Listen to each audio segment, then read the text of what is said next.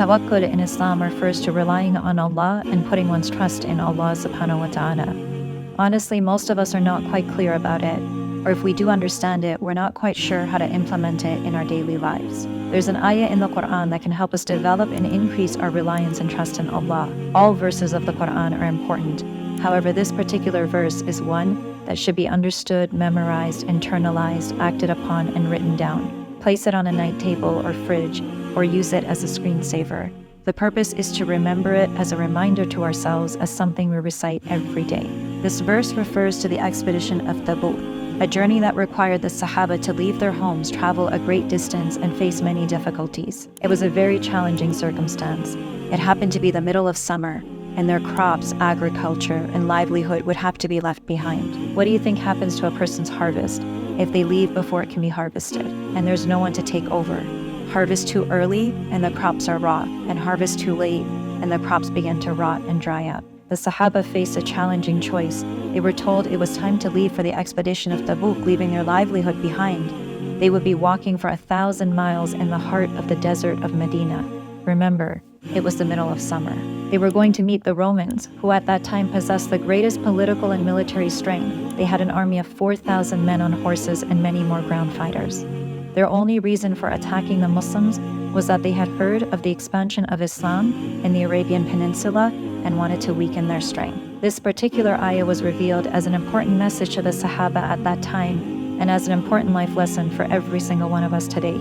Take note of it, memorize it. It will soothe and bring peace to your heart. When we recite something over and over, we begin to internalize it, embed it in our minds, and feel it deeply in our hearts. Ayah number 51. Of Surah Tawbah. قُلْ لَنْ يُصِيبَنَا إِلَّا مَا كَتَبَ اللَّهُ لَنَا. Say, nothing will befall us except what Allah has decreed for us. هُوَ مَوْلَانَا. He is our protector.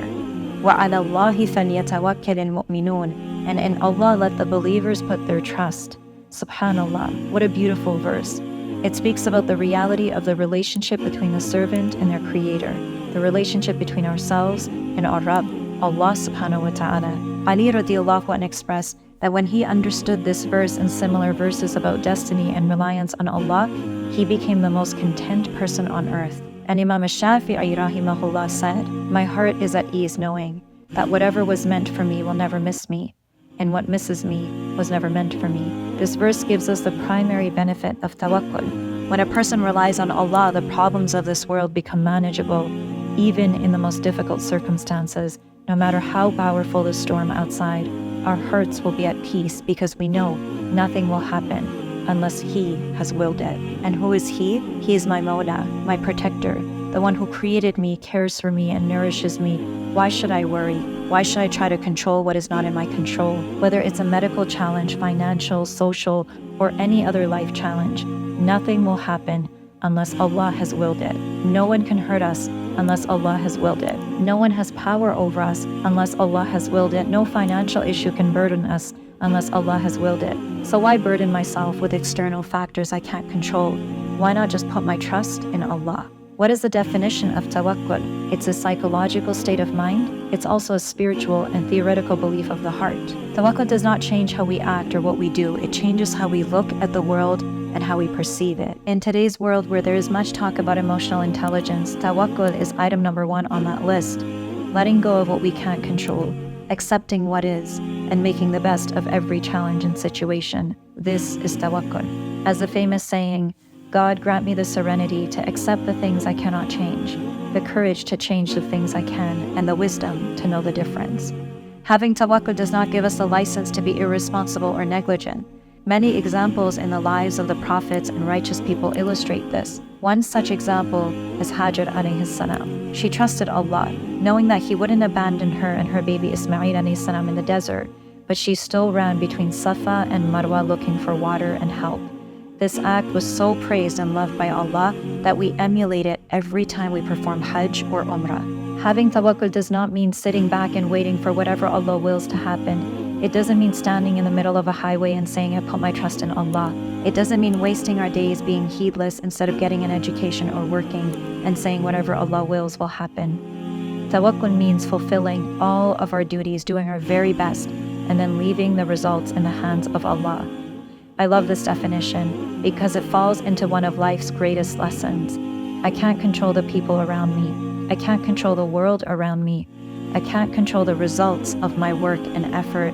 But what I can control, and this is an empowering message to remember, is how I respond to the people and the world around me. I can also control how I respond to the outcomes of my work and effort. The response being, Hasbi Allahu wa ni'mal wakeel. Allah is sufficient for me, and what a good protector He is. Remember to recite this supplication before and after any action or every morning and evening. This is one way to apply tawakkul to our daily lives starting today. Hasbi Allahu wa ni'mal wakeel. The second actionable step is remembering that we are human. There's only so much we can do as individuals.